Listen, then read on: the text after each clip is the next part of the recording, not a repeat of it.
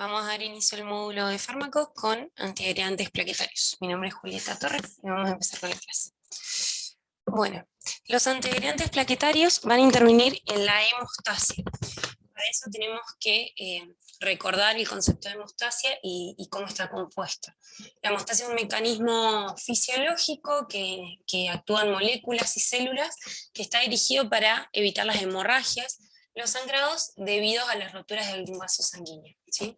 Dentro del sistema de hemostasia hay interacción de tres elementos principalmente.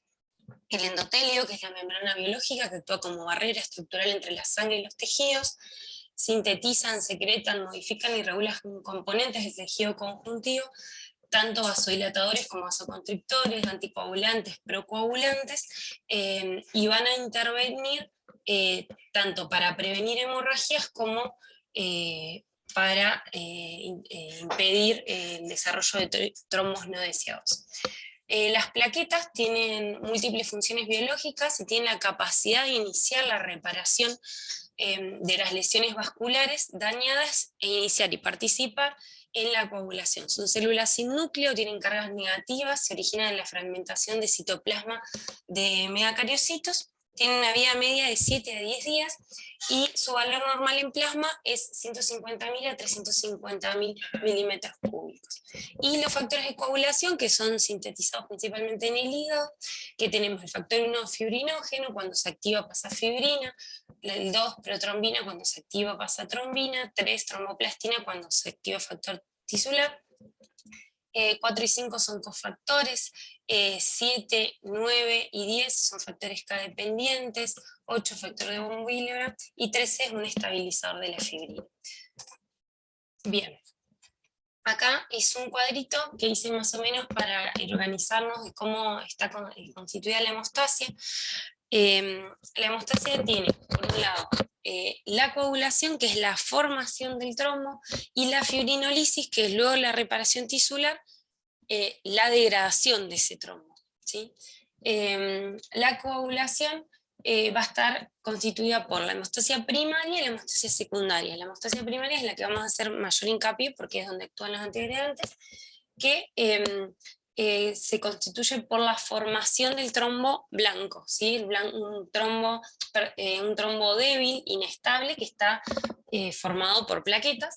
Se estudia por el tiempo de sangría o el método de Duc, que tiene un valor normal de 1 a 4 minutos, y se ve alterado el tiempo de sangría cuando hay trombocitopenia, déficit de factor de von Willebrand o con los antiagregantes plaquetarios.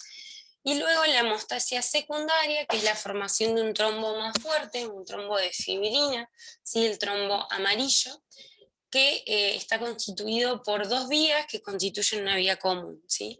La vía intrínseca, que es más lenta, actúan principalmente el factor 8 y 9, que activan el factor 10, y se estudia con el tiempo de tromboplastina parcial activado, que es el KPTT, con un valor normal entre 25 y 45 segundos, y se ve alterada en las hemofilias o cuando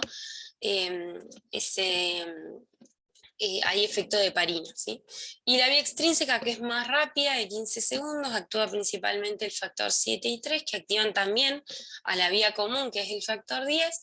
Se estudia con el tiempo de protrombina, que es la prueba de Quick, o el TP, ¿sí? Con un valor normal de 10 a 14 segundos, o 70 a 100%, o el RIM. Se ve alterado cuando hay déficit de factor 7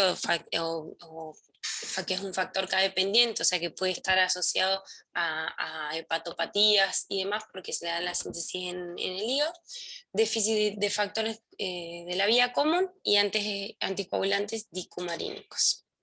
Bien, dentro de la hemostasia primaria, como dijimos, actúan las plaquetas. Luego de una lesión de un vaso hay dos facetas grandes. La primera es la vasoconstricción del vaso lesionado, ¿sí? Y acá es donde actúa el endotelio. El endotelio va a liberar sustancias como el tromboxano 2, va a actuar también adrenalina, endotelina, va a disminuir la acción del óxido nítrico, y esto va, por un lado, a disminuir la pérdida de sangre, y por otro lado a generar un flujo turbulento para que las plaquetas tomen contacto con la parte del endotelio lesionado para que pueda empezar la formación del tapón plaquetario. Y bueno, y esta segunda parte, que es la formación del tapón, que está constituido por la adición, activación y agregación de las plaquitas. La adhesión, normalmente el endotelio sano oculta sus ligandos en el subendotelio, impidiendo que tomen contacto. Cuando existe una lesión, las plaquetas toman contacto con la superficie y van a actuar el factor von Willebrand, que se adhiere al colágeno y sirve como un adaptador a la adhesión de las plaquetas, y también se unen las plaquetas al colágeno subendotelial por la glucoproteína 2A, 2B. Esta adhesión de las plaquetas produce su activación, ¿sí? Tras este contacto, la plaqueta, bueno, tiene contacto con el colágeno y con otras plaquetas, estas se activan, cambian de forma y se convierten en esferas con pseudópodos para generar la agregación. También hay liberación de sustancias activas, porque se produce degranulación de las plaquetas, como el factor plaquetario 4, el ADP, el tromboxano 2, el factor 5 fibrinógeno, que van a favorecer hacer una cascada de agregación plaquetaria, van a favorecer a la quimiotaxis, para favorecer a la unión con otras plaquetas, el reclutamiento de más de ellas, y el crecimiento de este trombo blando que habíamos dicho. Y la agregación requiere la activación del receptor glucoproteína 2B3A, que es un receptor que es específico de las plaquetas y los megacariocitos, que se encuentra en grandes concentraciones en una plaqueta para la agregación, ¿sí? Sale al exterior, se expone a la superficie en respuesta a acción de agonistas fisiológicos como el ADP, la adrenalina, la trombina, el colágeno y el tromboxano. Vamos a ver que muchos antiagregantes actúan acá.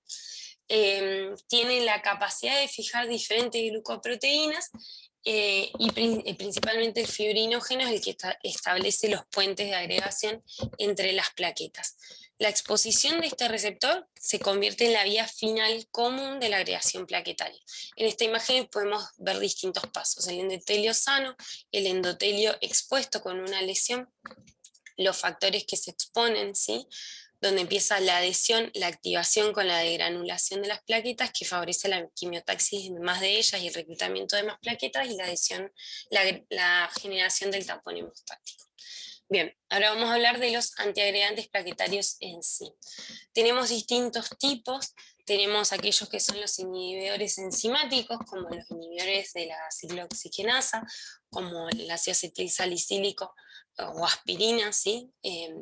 Que podemos verlo acá, que va a alterar la formación del tromboxano 2, los inhibidores de la fosfodiesterasa, que actúan sobre el AMP cíclico, que tenemos dipiridamol y el cilostazol, los inhibidores de los receptores, como inhibidores de receptores de ADP, como el CLOP y la aspirina y el ticagrelor, y antagonistas de la glucoproteína 2B3A, que tenemos el tifabatide, el tirofiban y el siximab, ¿sí?, que los vemos acá. Ácido acetilsalicílico, su mecanismo de acción actúa inhibiendo irreversiblemente la acción de la ciclooxigenasa, ¿sí? Al hacer esto disminuye la síntesis de tromboxano 2 y como consecuencia la agregación plaquetaria. Las plaquetas son incapaces de sintetizar nuevas proteínas. Disminuye también la secreción de gránulos densos implicados en esto que habíamos dicho, la quimiotaxis y el reclutamiento de plaquetas para la agregación. Y también tiene diversos efectos no plaquetarios, ¿sí? La inhibición de prostaglandinas, inhibición de síntesis de interleuquinas, ¿sí? La reducción de la actividad de los inhibidores del óxido nítrico sintetasa endotelial. Farmacocinética: se absorben en el estómago, en el intestino delgado, alcanzando concentraciones plasmáticas a los 20-30 minutos de su ingesta, y su concentración máxima a la hora y media, ¿sí? Los alimentos retrasan la absorción, pero no la cantidad total absorbida del fármaco. O sea, es en tiempo, no en cantidad de fármaco. Su paso por la mucosa, especialmente el primer paso hepático, en gran parte la aspirina se hidroliza a salicilato, ¿sí? El salicilato se une a albúminas plasmáticas y eso lo transporta por todos los tejidos y líquidos orgánicos. Un porcentaje variable se elimina como salicilato por orina sin metabolizar, y el resto se metaboliza por el hígado. Las dosis en general, se da una dosis inicial para bloquear completamente la ciclooxigenasa, que puede ser de 160 miligramos a 300, y una dosis de mantenimiento de 81 a 100, que 100 es lo que solemos utilizar. Efectos adversos más frecuentes gastrointestinales, y esto es dosis dependiente, tiene relación con la inhibición de la ciclooxigenasa en la mucosa gastrointestinal, ¿sí? Incluso a dosis bajas igual pueden haber efectos, especialmente de pacientes que ya tienen erosiones gastrointestinales, infecciones por Helicobacter pylori, antecedentes de hemorragias digestivas y demás. Por eso se recomienda siempre dar con inhibidores de la bomba de protones. Alteraciones de la función renal, si bien está descrito, también tiene que ver con las concentraciones séricas, pero en general en pacientes que no tienen alteración renal, no tiene mucha trascendencia, ya que no alteran la síntesis de las prostaglandinas renales. Reacciones de hipersensibilidad es muy infrecuente y no tienen efecto teratogénico en embarazadas, pero sí en las últimas semanas de embarazo puede aumentar el riesgo de hemorragia materna, fetales, cierre prematuro del conducto arterioso. Contraindicaciones: alergia al fármaco, que generen broncoespasmo, rinitis, urticaria, úlceras gastroduodenales, insuficiencia hepática renal en grados severos, ¿sí? En estadios finales, alteraciones hemorrágicas y hemofilia. Las indicaciones. Su efecto de impedir la agregación plaquetaria para formar un trombo determina una menor posibilidad de presentar eventos cardiovasculares a quienes han sufrido previamente eventos cardiovasculares. Esto sería prevención secundaria, ¿sí? La aspirina es el antiplaquetario de referencia para esto, y su administración en pacientes que han sufrido eventos cardiovasculares debe darse indefinidamente, salvo que esté contraindicado. Bueno, acá vemos las indicaciones. De esto no hay mucha actualización porque ya no es algo que esté discutido, digamos, no se siguen haciendo estudios sobre la indicación de la aspirina en la prevención secundaria, por lo menos, ¿sí? Acá tenemos las indicaciones junto con los inhibidores de la P2 y 12 en pacientes que han tenido síndromes coronarios agudos, y aquellos que han sido tratados en síndrome coronario agudo, en un infarto con un stent, luego de los 12 meses se continúa con la aspirina. Bien, y bueno, en los pacientes sin eventos cardiovasculares previos al uso de aspirina se asoció una reducción de la incidencia de infarto, ACV, eventos cardiovasculares mayores a expensas de de aumento de eventos de sangrado. Esto sería prevención primaria y es la indicación por ahí más discutida. Los estudios recientes han demostrado un beneficio clínico mayor en pacientes que tienen score de calcios coronarios aumentados.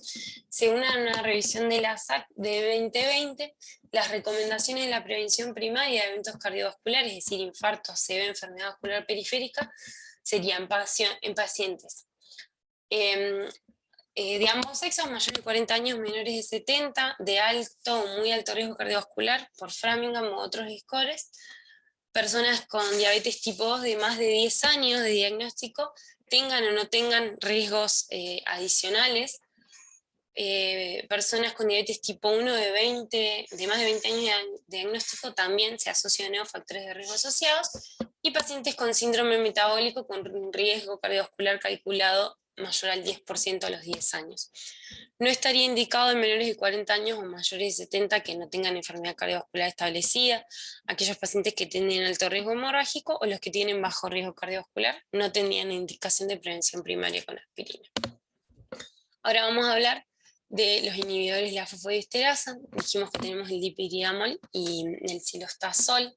El dipiridamol es un fármaco que en un primer momento, como se asocia o tiene un efecto de aumentar el flujo coronario, dilatando selectivamente vasos pequeños de resistencia, se usaba primero como un antianginoso y se ha demostrado que carece de eficacia, ¿sí? Se utiliza ahora más que nada para hacer pruebas evocadoras de isquemia y no como un fármaco para el tratamiento en sí.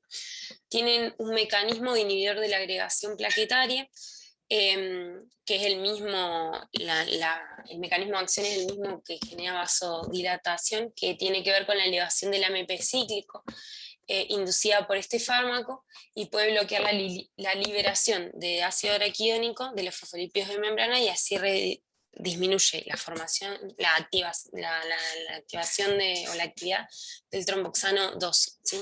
Estimula directamente la liberación de prostaciclina, que induce una actividad de la ADN ciclasa y aumenta así también las concentraciones de AMP cíclico plaquetario y inhibe adicionalmente la agregación plaquetaria.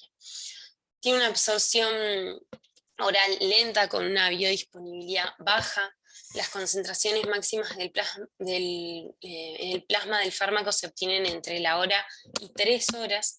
Se distribuye en todo el organismo, atraviesa la barrera placentaria, es secreta por leche materna. El metabolismo es hepático, se elimina por heces, solo una pequeña cantidad por orina. Y se elimina con rapidez, tiene una vida media corta, por lo que se tiene que administrar 3 a 4 veces al día. Y bueno, la indicación, como decía, ahora ya no es un fármaco que se utilice mucho, pero su indicación es la profilaxis en procesos tromboembólicos postquirúrgicos o secundarios a circulación extracorpórea o hemodiálisis. La dosis es 300 a 400 miligramos al día, hasta un máximo de 600 diarios, ¿sí? Los efectos adversos también son dosis dependientes, están descritos cefalea, mareos, calambres, náuseas, diarrea. Y algo a tener en cuenta es que cuando se administra por vía endovenosa, el efecto secundario más frecuente está relacionado con la vasodilatación, incluye exacerbación de la angina en pacientes que tienen enfermedad coronaria porque induce al robo coronario, ¿sí? Bien, acá es el cilostazol. Provoca la inhibición reversible de la agregación plaquetaria, actuando como un inhibidor de la fosfodiesterasa 3, ¿sí? La inhibición de la función plaquetaria del cilostazol obedece a una disminución de los niveles de calcio intracelular resultante del incremento de los niveles de AMP cíclico. La farmacocinética se absorbe bien por tracto digestivo, según el 95% de albúmina, se metaboliza por el citocromo P450 hepático, esto es lo que puede generar varias interacciones con otros fármacos que tienen el mismo metabolismo, se secreta por orina.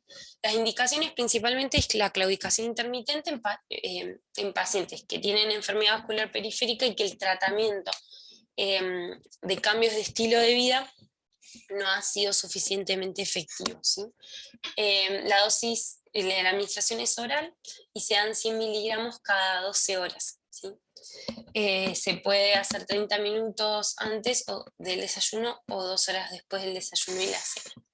Efectos adversos son infrecuentes, está descrito equimosis, edemas, anorexia, cefalea, extrasístoles ventriculares, esto a tener en cuenta en pacientes que tienen arritmias, ¿sí? Hay descritos efectos adversos con respecto a esto. Vómitos, náuseas, dispepsia, dolor abdominal, son muy generales e inespecíficos.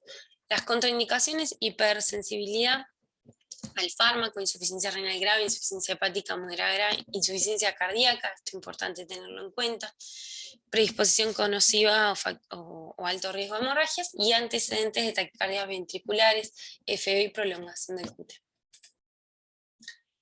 Bien, inhibidores de los receptores de adenosín bifosfato, ¿sí? Inhiben el receptor plaquetario de ADP. De los agonistas liberados tras la activación plaquetaria, el ADP es uno de los más importantes para reclutar plaquetas y formar el trombo, ¿sí? Las plaquetas presentan en su superficie varios receptores de ADP. uno de los más importantes es el P2 y 12, que es los que vamos a hacer hincapié. Cada uno de ellos tiene distintas vías de señalización plaquetaria y distintas funciones para generar agregación. Tenemos tres fármacos vía oral y uno endovenoso: clopidogrel, prasugrel, ticagrelor y cangrelor. Bien, vamos a hablar primero del clopidogrel. El clopidogrel antagoniza de forma poderosa, selectiva y no competitiva la agregación plaquetaria provocada por el ADP. Inhibe de forma irreversible la activación plaquetaria, bloqueando de forma irreversible al receptor P2 y 12, ¿sí?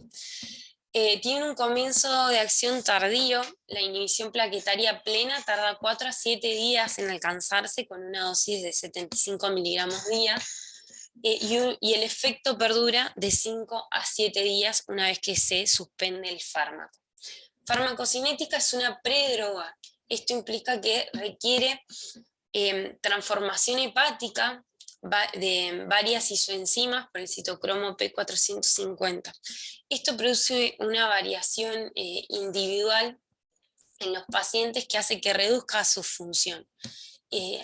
Acá es donde se describe los no respondedores al clopidogrel o resistencia al clopidogrel, que son pacientes que presentan un aumento en la incidencia de trombosis subaguda por implantación de un stent cuando están con tratamiento de clopidogrel, y esto tiene que ver con la heterogeneidad de la actividad de las isoenzimas hepáticas, generando una resistencia en un 14% de las personas tratadas con clopidogrel. Su vida media es de 8 horas y se elimina por excreción renal en un 50%. Las reacciones adversas o interacciones presentan menos efectos secundarios gastrointestinales y hemorrágicos que los otros fármacos que ya vamos a ver. No tiene complicaciones hematológicas graves, sí está descritas púrpuras trombóticas, trombocitopénicas, pero que en general se manifiestan en las primeras 2 semanas de tratamiento. Puede dar diarrea, náuseas, rayos cutáneos, cefaleas, mareos, y hay que tener precaución cuando se da junto a anticoagulantes orales, heparina, trombolíticos, insuficiencia hepática renal. Indicaciones: prevención de eventos aterotrombóticos en pacientes que han sufrido inicialmente infartos de miocardio, ACV desde los 7 días hasta los 6 meses aproximadamente, pacientes que presentan un síndrome coronario agudo y pacientes con síndrome coronario agudo con elevación del CT o sin elevación del CT sometidos a colocación de stent, esto siempre combinado a aspirina. Ahora lo vamos a ampliar un poco más.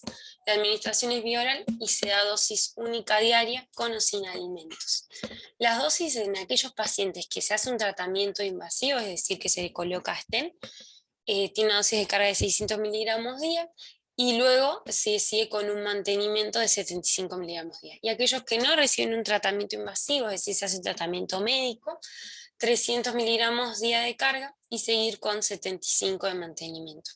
Comparada con la dosis de carga de 300 y 600 miligramos, el 600 consigue un grado de inhibición plaquetaria más temprano, ¿sí? 2 horas respecto a 6 a 10 horas que puede generar la dosis de carga de 300 miligramos, y genera menos variabilidad entre los pacientes.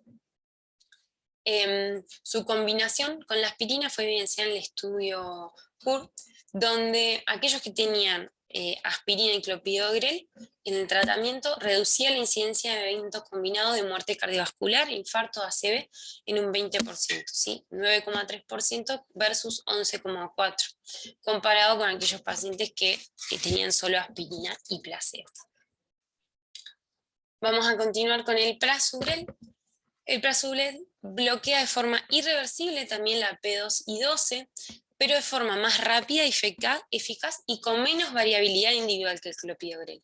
Y esto se debe a que, si bien también es una prodroga, tiene menor influencia porque requiere solo un paso hepático en la metabolización, ¿sí? Tiene un paso hepático que eso genera un agente activo, que es el antagonista, de manera, que es el que bloquea el receptor, ¿sí?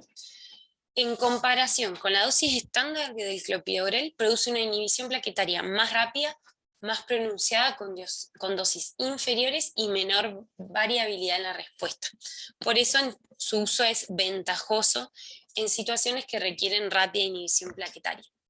Farmacocinética se da vía oral, se absorbe de manera rápida, con un pico en los 30 minutos. El 70% se secreta por orina y el 30% por heces, como metabolitos inactivos. Su vida media es de 2 a 15 horas y efectos adversos principalmente están relacionados con el mayor riesgo hemorrágico, hemorragias en sitios de punción, hematomas, epistaxis, hemorragias gastrointestinales, hematuria, anemias y contusión. Indicación: también está indicado junto a la aspirina para la prevención de eventos aterotrombóticos en pacientes adultos con síndrome coronario agudo sometidos a intervención coronaria percutánea primaria. En aquellos que se hace intervención coronaria percutánea, la dosis de carga es 60 miligramos, en realidad día sería de carga, y dosis de mantenimiento 10 miligramos día.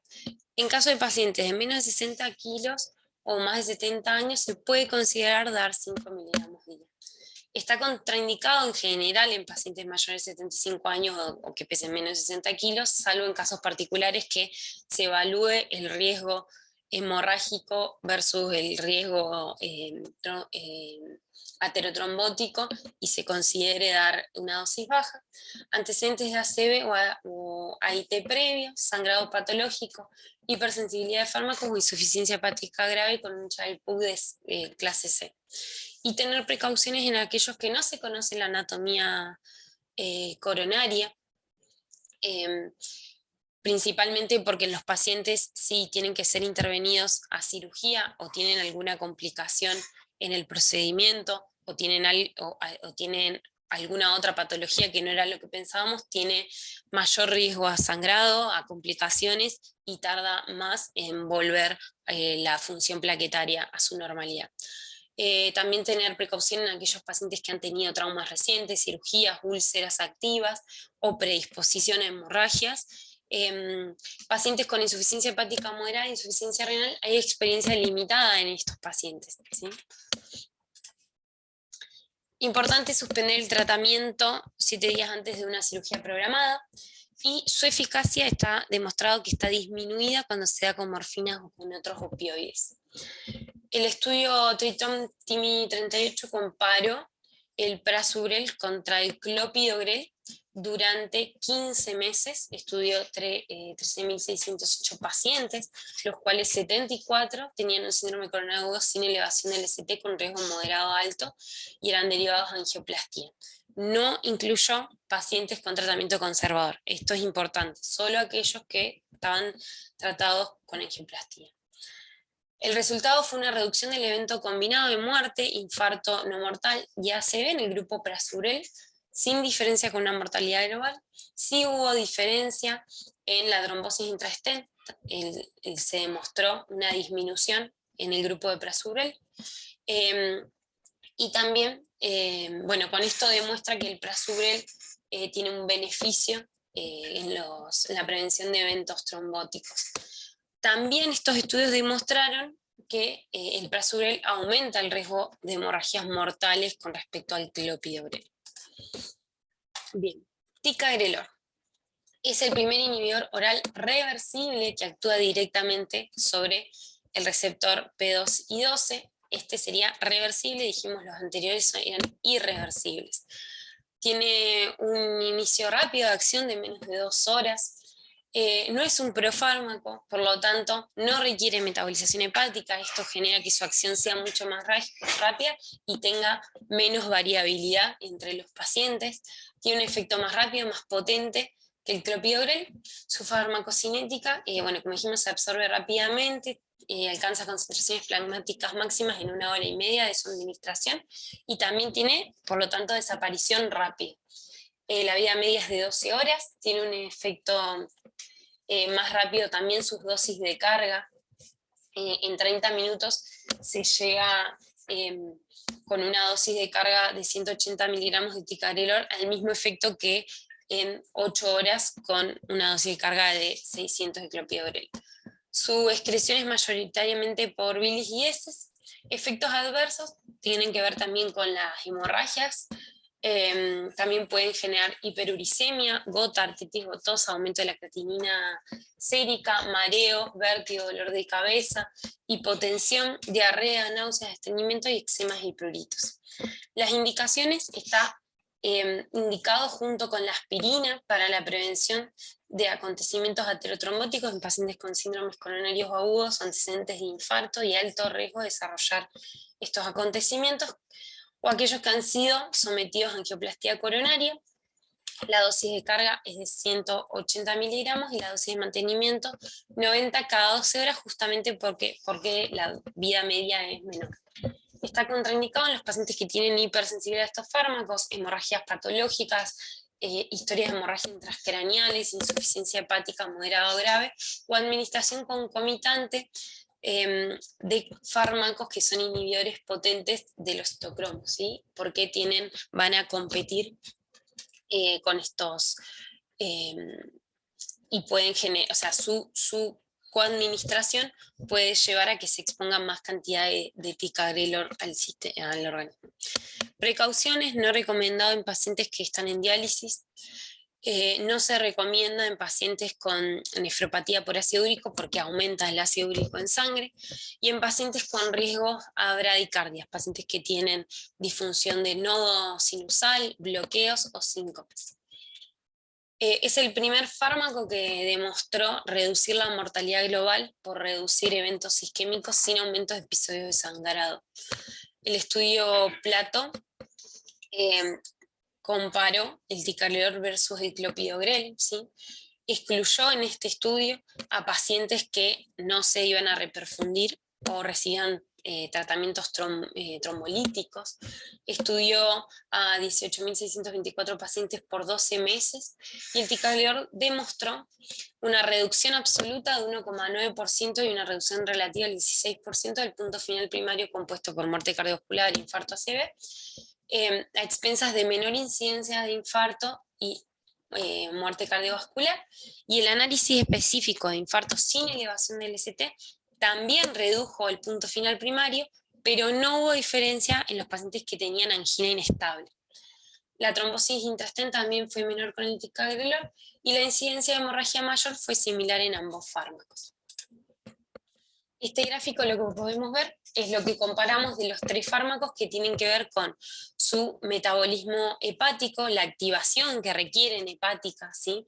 Y lo que eso implica que tarden más en su mecanismo de acción y la variabilidad entre los pacientes. El clopidogrel requiere más pasos hepáticos para llegar a tener un metabolito activo. Esto genera una eficacia más limitada y variabilidad entre los pacientes. El prasugrel, la variabilidad mejora y tiene mayor eficacia porque requiere solo un paso hepático, y el ticagrelor no requiere biotransformación hepática, por lo que es más rápida su acción y su eficacia, y la variabilidad es menor.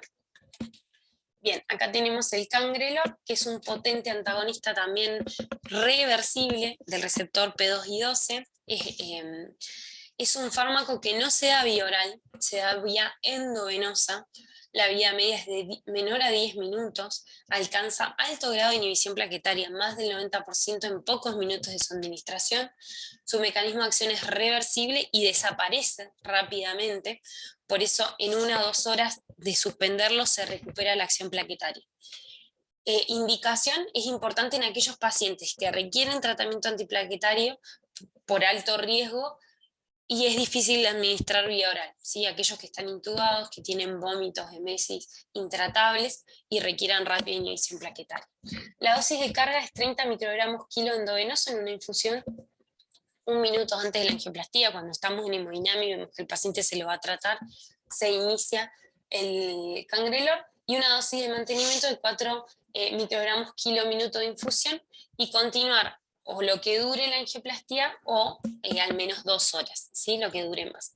Y la transición de estos inhibidores a inhibidores vía oral, con el ticagrelor se puede dar una dosis de carga junto con la infusión de cangrelor o inmediatamente después de continuarlo, pero con el prasugrel y el clopidogrel se hace dosis de carga sí o sí después de haber discontinuado y haber terminado la infusión de cangrelor, nunca administrarlos conjuntamente. Después de ver estos inhibidores de la P2 y 12, es importante concluir cuáles son las recomendaciones, porque todos están indicados para los mismos pacientes en general. Según la SAC, recomienda ticagrelor o clopidogrel como indicación primaria en pacientes con síndromes coronados agudos sin elevación CT que todavía no se han realizado cinecoronariografía, prefiriendo ticagrelor a los que no tengan riesgo de sangrado, tengan menos de 70 años. Y a los pacientes con anatomía coronaria conocida, que se les va a colocar un stent y tengan bajo riesgo de sangrado, el prasugrel, ¿sí? Pero siempre el prasugrel cuando ya conozcamos la anatomía, sino ticagrelor o clopidogrel o tratamiento médico, lo mismo, están más descritos con el clopidogrel. Lo mismo podemos ver acá, son las mismas indicaciones que hablamos recién, estas son clase 1B, que son las que comentamos. En el caso de los otros pacientes que no entran en estas indicaciones, sería el clopidogrel siempre como opción. Y este cuadrito nos sirve para hacer los switch de medicación, si queremos cambiar el antiagregante, por ejemplo, pacientes que entraron en hemodinamia, se les hizo carga de clopidogrel y después vimos que podían ser buenos candidatos a prasugrel, cómo pasar a prasugrel. Importante, en el primer mes siempre se hacen dosis de cargas para pasar a los otros fármacos. Y luego pasado el mes ya se pasan directamente a dosis de mantenimiento. Bien, en este cuadro es un resumen de los 4 que compara las uniones, como dijimos, los primeros prasu y clopis generan una inhibición irreversible, ticagrelor y cangrelor, reversible, las dosis, la vida media que tienen, cómo se eliminan la farmacocinética, los efectos, las reacciones adversas de cada uno, que ya los hablamos, y las contraindicaciones simplemente para tenerlo visual comparado a los 4. ¿Sí? Y por último, los inhibidores, la glucoproteína 2B3A. La glucoproteína 2B3A es una integrina de la membrana plaquetaria que funciona como receptor de fibrinógeno y factor de von Willebrand para la agregación y activación plaquetaria. Acá podemos ver cómo están los inhibidores, la glucoproteína 2B3A y el fibrinógeno actúa uniendo y agregando estas plaquetas, ¿sí? Estos fármacos van a actuar acá y el bloqueo completo de este receptor genera abolición de la agregación plaquetaria independientemente estas estén activadas o no. Los inhibidores de la glucoproteína 2B3A durante la angioplastía coronaria en pacientes de alto riesgo ha demostrado una reducción en la mitad de las complicaciones activas y la incidencia asociada a muerte e infarto. Reporta reducción de riesgo de eventos isquémicos periprocedimiento sin incremento relevante de sangrado, y esto está demostrado en los estudios EPIC, CAPTURE, RESTORE y EPILOGUE. No están indicados de manera sistemática, no están indicados en cuadros estables o de riesgo moderado, ¿sí? Están indicados en pacientes con cuadros inestables y su indicación se restringe al tratamiento de rescate en casos de evidencia en el cateterismo de un trombo intraluminal de flujo lento o no reflow. Y también puede estar indicado como terapia de puente pre- y postoperatorio en pacientes con riesgo de trombosis alto, ¿sí? En pacientes que tienen estén largos, infraexpandidos, en bifurcaciones, en pequeños vasos, como puente al tratamiento de, por ejemplo, de cirugía. La infusión precoz o previa al cateterismo no ha mostrado beneficios y no hay una respuesta definitiva sobre el papel actual del uso de rutina de estos fármacos en la angioplastía coronaria cuando la doble antiagregación plaquetaria con fármacos como el prasugrel y el ticagrelor han tenido tantos buenos beneficios y se ha demostrado que son superiores por ahora.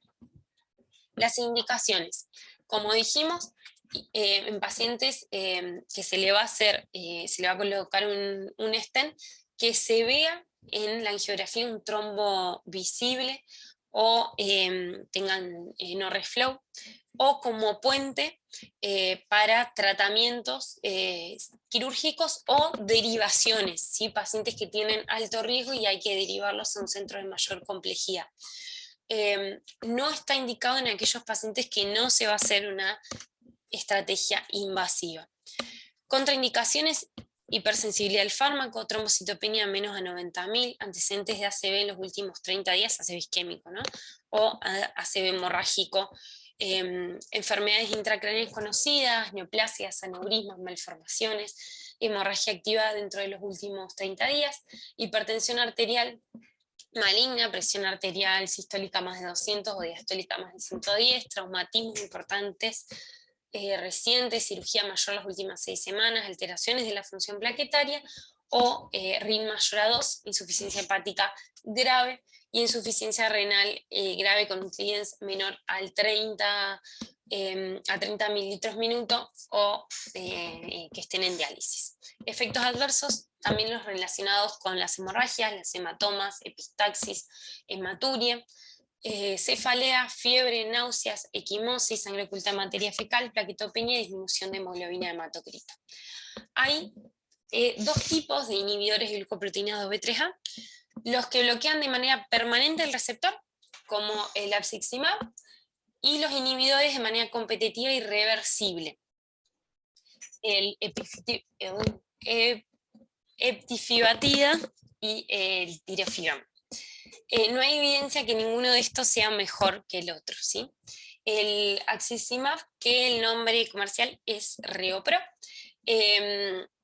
una vez que se une a la glicoproteína, genera un cambio estructural en el receptor que impide la unión, el acoplamiento al fibrinógeno y el efecto de von Willebrand.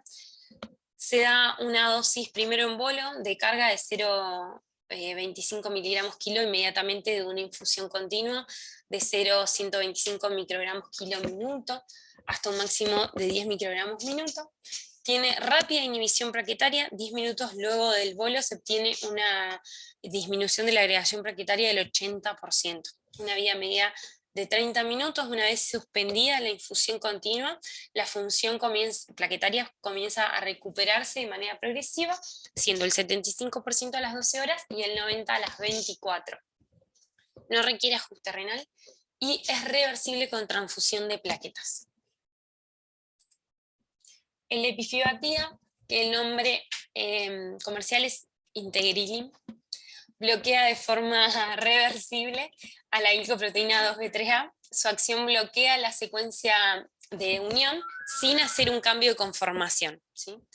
Una vez que inicia las dosis terapéuticas, el efecto es inmediato y se consigue enseguida una inhibición del 80% de la agregación plaquetaria. Se da un bolo endovenoso de 180 microgramos kilo y una infusión continua de 2 microgramos kilo minuto durante un periodo de 72 horas, o hasta, si se va a utilizar como puente a una cirugía, hasta que ella se lleve a cabo, o si se va a hacer como tratamiento para si se realiza angioplastía y se ve un vaso visible, fenómeno de no reflow, se da durante 20-24 horas luego del procedimiento, hasta un máximo de 96 horas. Vida media larga, 2,5 horas, la inhibición plaquetaria es rápidamente reversible, se recupera a un nivel basal la función plaquetaria en 4 horas, ¿sí? Por eso también es muy eficaz en esto que como un tratamiento de puente, una cirugía, porque luego de 4 horas ya tenemos la función plaquetaria normalizada. No es reversible con transfusión de plaquetas y su eliminación es renal, lo que requiere un ajuste en pacientes que tienen un clearance menor del 50%, hay que disminuir la dosis a la mitad. Y el tirofiban, el Agrastat, que es el que más conocido por nosotros, ¿sí? Es un agonista competitivo y reversible, causa inhibición de la agregación plaquetaria aproximadamente del 90%. Dosis de carga de 0,4 miligramos kilo minuto en 30 minutos, seguido de una infusión continua de 0,1 miligramos kilo minuto durante 12 a 24 horas post-ATC. Su vida media es larga, aproximadamente 2 horas, con un retorno de la función plaquetaria de más del 50% de lo normal. y se normaliza dentro de las 4 a 8 horas después. Su eliminación renal requiere, como se elimina, perdón, de forma renal requiere ajuste renal, igual que el fármaco que hablamos anteriormente. Con un paciente que tiene cliente de creatinina menos del 50% hay que ajustarlo.